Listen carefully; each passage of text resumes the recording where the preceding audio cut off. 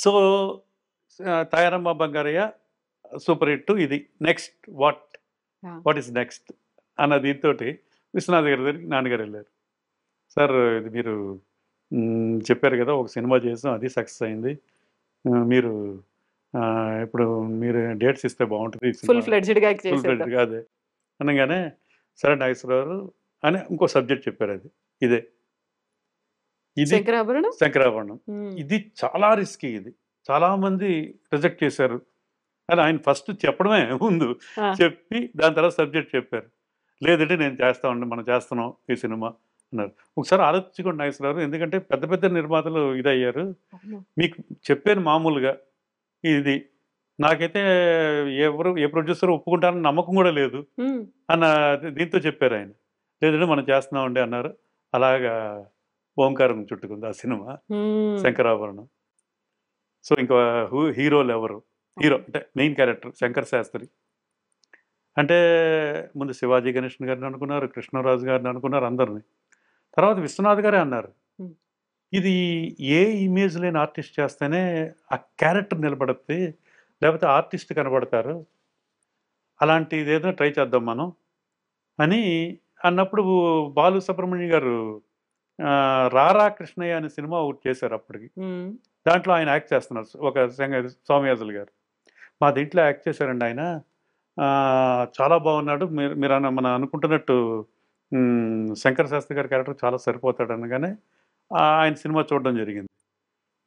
చూసిన తర్వాత ఆయన్ని టెస్ట్ చేద్దామని నాన్నగారికి తీరా చూస్తే ఆయన మా నాన్నగారు వీళ్ళందరూ కలిసి నాటకాల వేసిన వాళ్ళు బాగా ఫ్రెండ్స్. వాళ్ళ బ్రదర్ రమణమూర్తి గారు వీళ్ళందరూ నాన్నగారు బాగా క్లోజ్. వీళ్ళందరూ నువ్వు అనుకునే ఇదే చనువు. అదే ఆయనేమో అప్పటికే గవర్నమెంట్ సర్వెంట్, ఒక పెద్ద రేంజ్ దీంట్లో ఉన్నవాడు ఆయన. బ్యాంక్ కాదండి. సో ఇది రెవెన్యూ ఏదో. నెక్స్ట్ అది దానికి ప్రమోషన్ వస్తే కలెక్టర్ ఇది అవుతుందంట ఇది. సో ఆయన దగ్గరికి వెళ్ళి అడిగారు, ఇలాగ గెటప్ టెస్ట్ చేస్తాం, జుట్టు కట్ చేయాలి, ఇది విశ్వనాథ్ గారు డైరెక్టరు, ఇది అనగానే అద్భుతమైన డైరెక్టర్ ఆయన, వస్తే నేను నచ్చితే నా అంత అదృష్టవంతుడు ఎవరు ఉండరు, లేకపోతే తిరుపతికి వెళ్ళి ఇటు నుంచి అంటే గుండు కొట్టించుకుంటాను అంటే జుట్టు ఇంత ఉంటుంది కదా ఇది అని టెస్ట్ చేశారు. అది బాలు మహేంద్ర గారి ఇంటి దగ్గర చేశారు అనమాట, అక్కడ ఆయన టెర్రస్ మీద. ఆయన బాలు మహేంద్ర గారు అంటే మేకప్ ఉండదు, ఏముండదు, జస్ట్ ఫేర్ అండ్ లవ్లీ ఒక ఫేస్ క్రీమ్ దాన్ని అప్లై చేసి ఐబ్రోస్ టచ్ చేస్తారు అంతే. ఆయన ఏ ఆర్టిస్ట్కైనా అంతే మేకప్. అది చేశారు, కూర్చోబెట్టారు, తంబురా ఇవన్నీ. అప్పుడే మంజు భార్గవి గారిని కూడా పిలిపించారు గెటప్. అప్పటికే అది అందరూ ఆశ్చర్యపోయారు, ఆవిడ ఇంత పవిత్రమైన క్యారెక్టర్ ఇది అంటే. ఆవిడ చేసిన క్యారెక్టర్లు అప్పటికి కొంచెం వ్యాంప్ క్యారెక్టర్స్ అలాంటివి. గొప్ప నాట్యకారుని ఆవిడ, ఇది కూచిపూడిలో దీంట్లో. బట్ సరైన అవకాశాలు రాలేదు ఆవిడకి ఇది. సో ఆవిడికి గెటప్ టెస్ట్, ఆవిడికి టెన్షన్గానే ఉంది అసలు ఏమవుతా అని. ఇద్దరు దాంట్లో ఇనానమస్గా అందరికీ నచ్చేసింది, చాలా బాగున్నారు ఇద్దరు ఇదని. అలా నెక్స్ట్ రాజలక్ష్మి గారు, ఆవిడ అలా గెటప్ టెస్ట్ ఇది చేసిన తర్వాత నిర్మలమ్మ గారు, చంద్రమోహన్ గారు, తులసి, మన బేబీ తులసి, ఆమె తనేమో అప్పటికే చాలా సినిమాలు చేసింది చైల్డ్ ఆర్టిస్ట్గా. ఈ పర్టికులర్ సినిమాలో మాత్రం చాలా అద్భుతంగా చేశాడు మొత్తం. అంటే విశ్వనాథ్ గారే 75% మోల్డ్ చేశారు, మోల్డ్ చేసేస్తారు ఎవరైనా. 25% ఎఫర్ట్ పెడితే చాలు ఆర్టిస్ట్.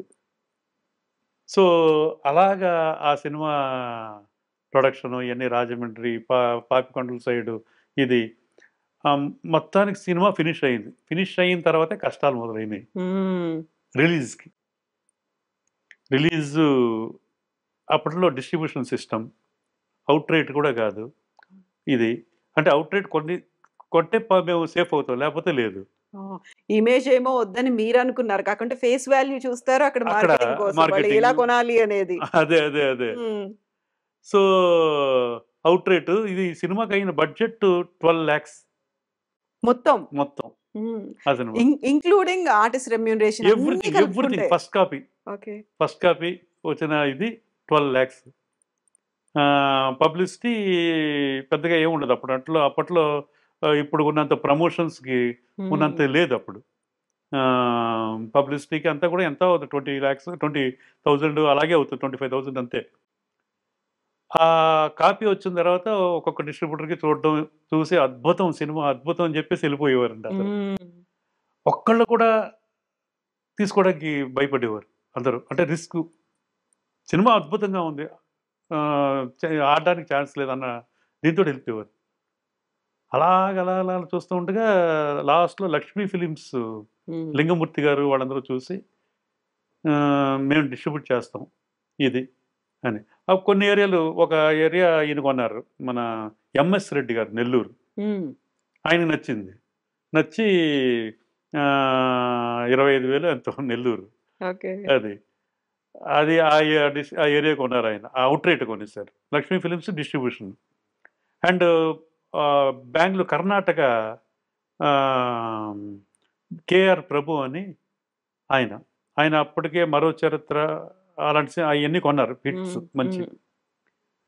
ఆయన మిగతా అన్ని ఓన్ రిలీజ్, కొన్ని మూడో ఏరియాలో 2 ఏరియాలో మా ఓన్ రిలీజ్ ఇది లక్ష్మీ ఫిలిమ్స్లో పెట్టి. బట్ ఏదైనా అయితే మాకు ప్రాబ్లమే. అలాగే రిలీజ్ చేసిన తర్వాత ఫస్ట్ ఒక 2-3 days పెద్దగా ఏం లేదు. దాని రిలీజ్కి కూడా చూద్దామని మా నాన్నగారు విశ్వనాథ్ గారు హైదరాబాద్కి వచ్చారు. అప్పుడు చెన్నై నుంచి వచ్చి థియేటర్ అంతా చీకటిగా ఉంది టోటల్గా. అంతే కదా, వెలుగు నుంచి వెళ్ళంగానే లోపల చీకటిగా ఇది. విశ్వనాథ్ గారు, నాగేశ్వరరావు జాగ్రత్త ఎవరన్నా కాలు తొక్కేస్తూ ఉంటారు అని. కాసేపు ఉన్న తర్వాత కడు తెస్తే మొత్తం గాలి అండి, 10 మంది ఉన్నారంట. ఇలాంటి వింతలు జరిగినాయి అప్పుడు. దాని తర్వాత కొంచెం డిసప్పాయింట్ అయ్యారు. అరే ఏంటి ఇది, చాలా ఎక్స్పెక్ట్ చేసాం ఇదని. మెల్లిమెల్లిగా ఒక్కో చోట్ల నుంచి బాగానే ఉందండి, వస్తున్నారు జనం, అందరికీ నచ్చింది, ఇది నచ్చుతుంది ఇదని. అలా ఫస్ట్ వీక్కి పెద్ద రేంజ్కి వెళ్ళిపోయింది. ఫైర్ లాగా, వైల్డ్ ఫైర్ లాగా వెళ్ళిపోయింది. అలాగా స్ప్రెడ్ అయిపోయింది అది మౌటాక్. ఇంకా టిక్కెట్లకి అప్పటి నుంచి ఇంకా ప్రతి ఒక్కళ్ళు రికమెండేషన్స్. ఇది థియేటర్ వాళ్ళు గోల పెట్టేసేవారు, డిస్ట్రిబ్యూటర్స్ వాళ్ళు. ఎందుకంటే ఒకళ్ళకి ఇస్తే ఇంకోళ్ళకి, ఇది గవర్నమెంట్ అఫీషియల్స్ వాళ్ళు ఇలాగా హై రికమెండేషన్స్ అన్ని టికెట్స్. ఒక దానికి చూసిన ఇది నేను ఏ సినిమాకి చూడలేదండి. ఎందుకంటే విలేజ్ల దగ్గర నుంచి బళ్ళల్లోనూ వీటిల్లోనూ ఎక్కడెక్కడో ముసలోళ్ళు సినిమా చూసి ఎన్నో సంవత్సరాలు అయిన వాళ్ళందరూ ఈ దీనికి ఈ సినిమాకి వచ్చి చూసి ఎన్నో సంవత్సరాల క్రితం మానేసిన వాళ్ళంట సినిమా చూడడం. అయినా మాకు లెటర్స్ వచ్చాయండి. లెటర్స్ వచ్చి ఇలాగా కట్టుకొని వచ్చి మా నాన్నగారు వీళ్ళందరూ, తాతగారు వీళ్ళందరూ సినిమాలు చూసి ఎంతో కాలం అయింది, ఈ పాటలు ఈ సినిమాకి తీసుకెళ్ళమని. వెళ్ళిన తర్వాత వాళ్ళు మళ్ళీ చూసారు వాళ్ళు. ఇలాంటి ఫీడ్బ్యాక్స్ మాకు చాలా వచ్చాయండి మొత్తం. అందరూ ఎంతో ఇదిగా. ఇంకొక విషయం ఏంటంటే, ఈ సినిమా ప్రివ్యూ వేస్తున్నప్పుడు ఒక ఆవిడ లేడీ, ఒక అది కొంచెం ఓల్డ్గా అనిపించింది నాకు అప్పుడు.